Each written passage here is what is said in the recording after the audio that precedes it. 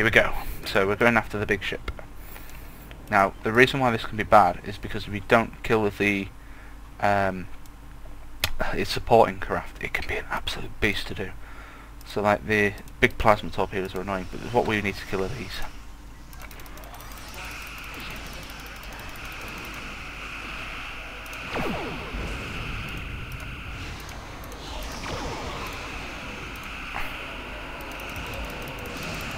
So what I'm trying to do at the moment is, if you've got to take down these regeneration, our guys aren't doing it, but I am. Oh yeah, one of our guys is doing it, excellent. You have to take down these probes. The reason why you have to take down these probes is because it heals the bloody thing up. Anybody who's been in any boss fight in any MMO game will understand what happens when you heal up a boss. It becomes a pain in the ass. And what you don't want is a pain in the ass. So we're going to have to fix my shields now. Oh, yeah, thanks for that. Really, really needed all that pain. Just reinforce these shields. I've got to kill that other probe. Oh! Oh no! Oh yeah, there we go. Big energy vault. My shields were down. I was screwed from the start there. Right, so I died. That's the first time you'll have seen me die in this game so far. And trust me, it won't be the last if I do any more of these. So yeah, now they're concentrating on the actual thing. Now, normally you can out DPS the things,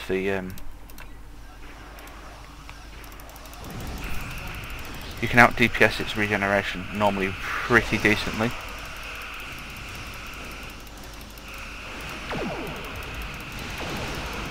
So hopefully we will be able to just out damage it. It's already taking a beasting. Yes, stuff you in here, and you stupid thing. Right, so I'm gonna do what I usually do, which is just float along the base of this and just nuke the hell out of the thing. Just keep an eye on my shields while I'm doing it.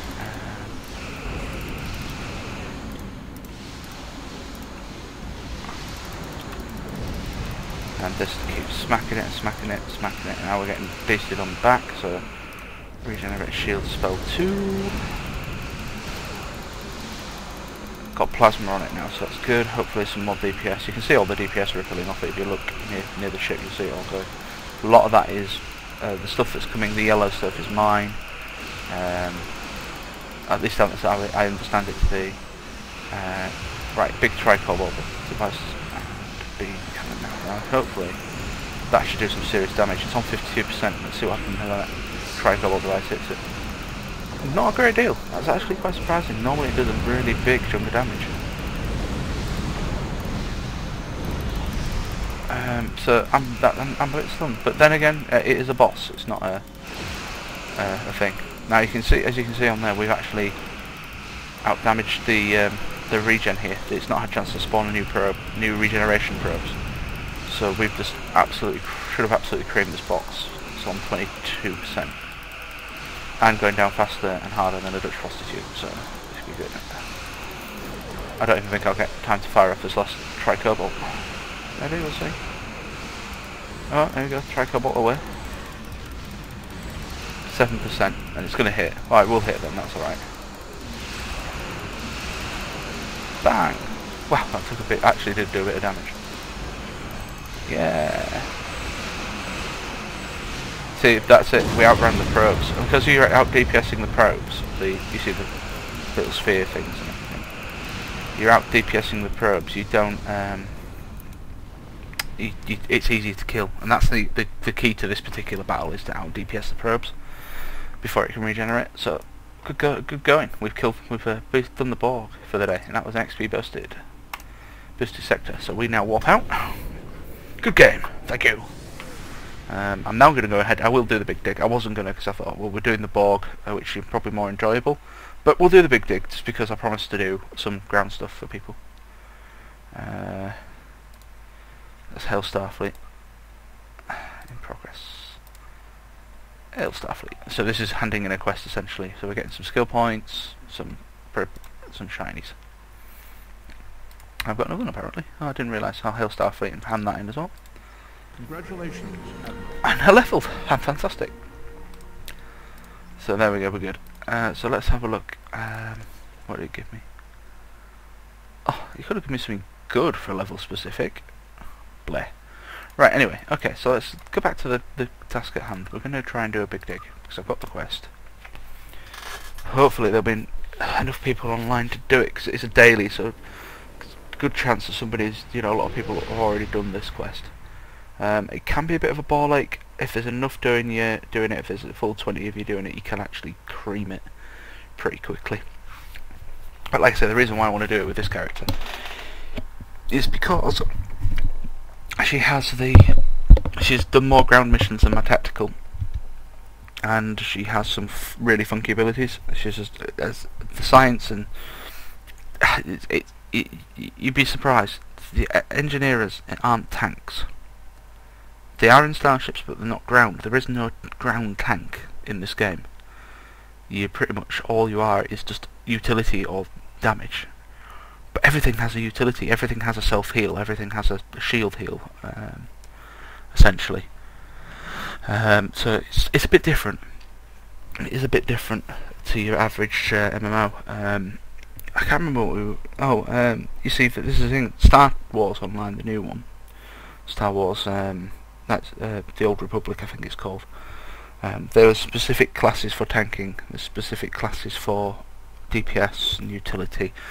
Daok, there was specific classes for tanking and utility. I was mainly Albion. I very rarely was bothered about playing the other races. I did enjoy playing Midgard when I did play it. Hibernian was quite fun, but I wouldn't go back. I'm an Albion born and bred. I love my Albion classes. I love them to bits. You got several. I think it was like you could do, but the thing is, it's like wow. Different specs, much more customizable than the average MMO. Don't get me wrong, better than the average MMO, much better. It was never, you had certain builds. Now if you can remember, before they nuked everything and changed it all in WoW, in Dark Ages of Camelot you would have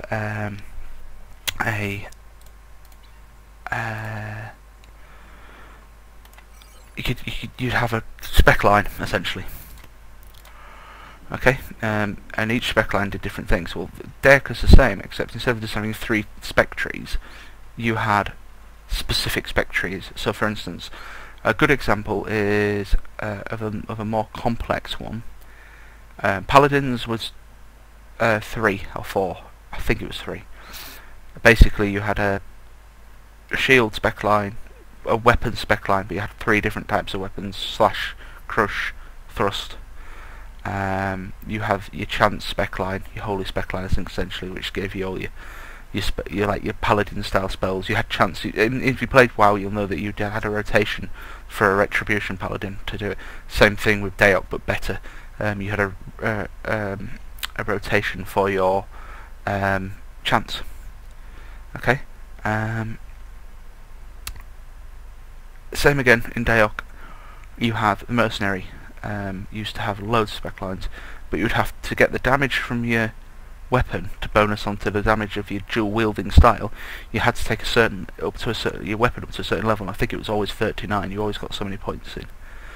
You had to put at least 39 points into your slash to get the maximum damage out of your slash and dual wield.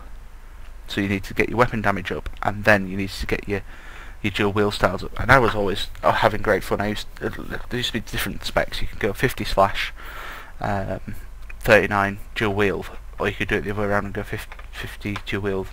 It totally depends how you want to play the mercenary. You could go shield, sword and board, shield and sword merc, and they were a really good tank. And it's not because it was a